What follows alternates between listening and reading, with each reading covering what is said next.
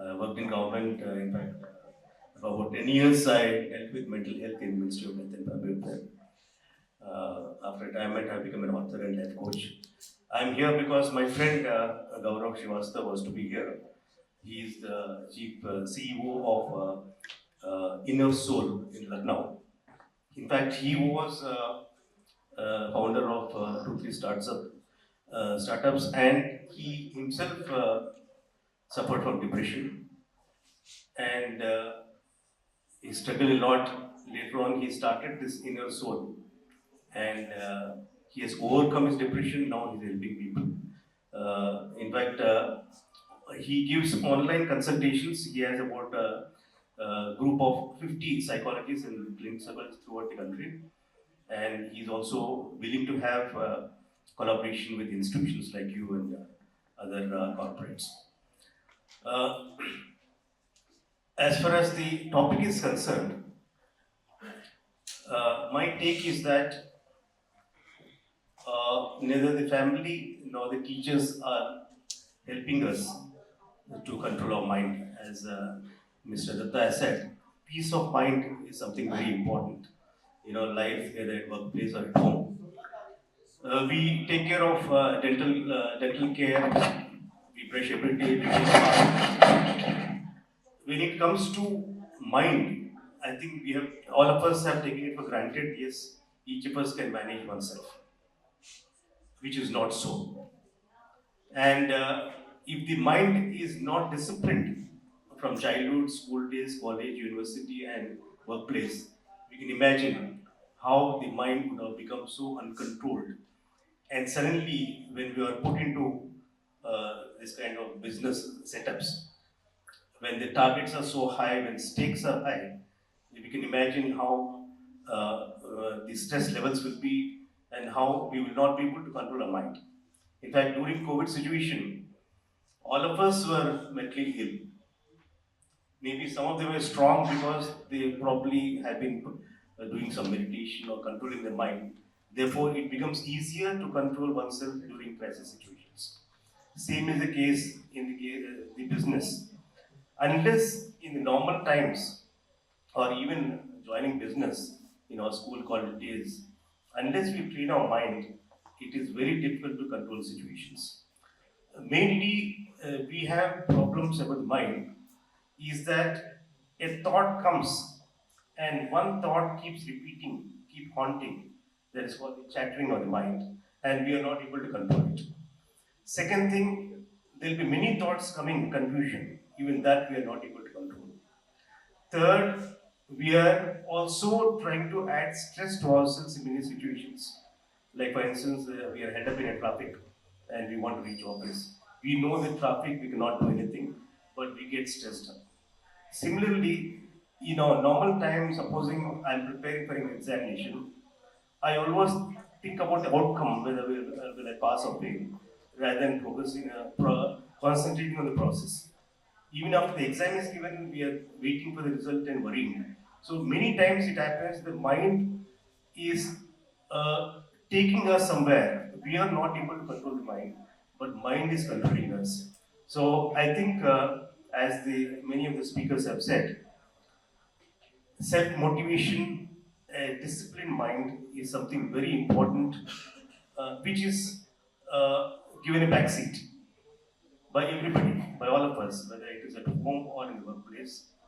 So I think that is where even it's still not too late. Anytime probably we have to start this, try to control our mind as Mr. Pankaj, who has gone deep down and has come up. It's all because of the self motivation and realization.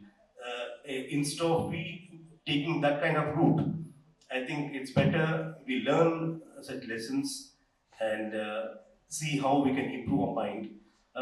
One important thing I would like to say, as you said, the physiological and psychological. I would rather say that we all of us are made of four faculties, and we are not giving attention to any of them, any of the four, because in a human body, it's like for instance, a car. There are four wheels. We have to take care of all the four wheels. And if you take care of only one or two wheels, it won't work. So these four are: one, the body with senses; number two, the mind; number three, the brain or intelligence; and number four is the heart. I think either we are not aware of certain faculties, or we ignore it, or we sometimes misuse it. Like for instance, body. Body requires proper diet, proper sleep, proper exercise, proper recreation, which we are not even thinking about it. We recklessly take our food, or we don't. I find in the previous presentations, in the morning presentations, the in corporate people are spending sometimes sleepless nights, which is not good for the body. Science says the sleep is very important. Now, this is as far as the body is concerned. Even body, the electronic gadgets, how we misuse our senses, overuse of hearing, watching mobile or a computer. So these all have an effect on our mind. Now, second is the mind. As I said, we have not been controlling the mind. There are many techniques how to control, concentrating our breath, concentrating our thoughts, watching the thoughts. Like, in fact, we identify ourselves with the mind. But if you can start watching the mind or thoughts, that is called the mindfulness. That itself will give us the strength to see the mind and also try to change it. So, like this, there are many techniques how to bring mind in our control. Unless we have a calm mind, a concentrated mind, I don't think we can achieve anything. Like for instance, in school and college, we had so much of calmness of mind. Therefore, we were able to learn all the lessons. But the attention is reducing, especially in the Gen Z generation, Gen Z. As the generations progress over products of social media, I find that the impatience is there. There's no attention. Now, as far as the intelligence is concerned, even there we are not giving any importance. For instance, how we are able to handle success failures.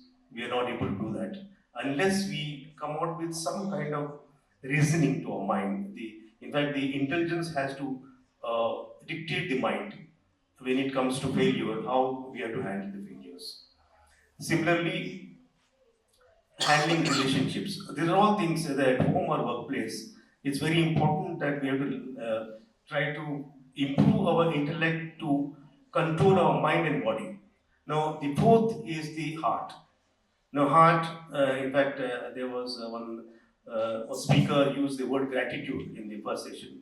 It's very important. Gratitude, kindness, forgiveness. These are things which will really help us to lighten our mind, like shedding deleting the files which are unnecessary, being positive.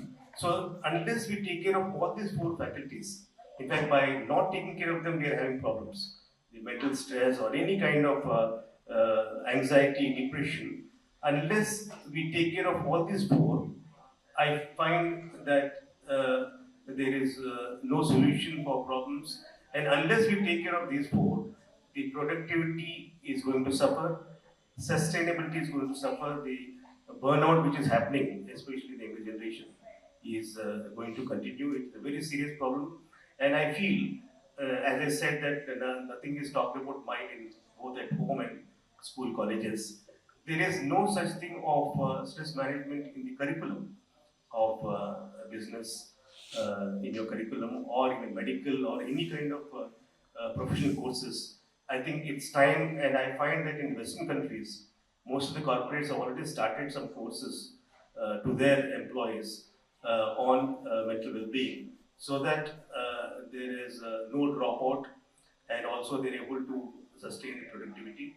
And I feel that hereafter the corporates should give importance to this, so that they are able to retain their team well. And in fact, the leaders have a strong role in this matter. Not only they have to take care of their own mental health, but also the team. So therefore, I am very happy that MERI College has included this component in this whole conference, and I'm sure that this is taken care of by all the institutions and corporations.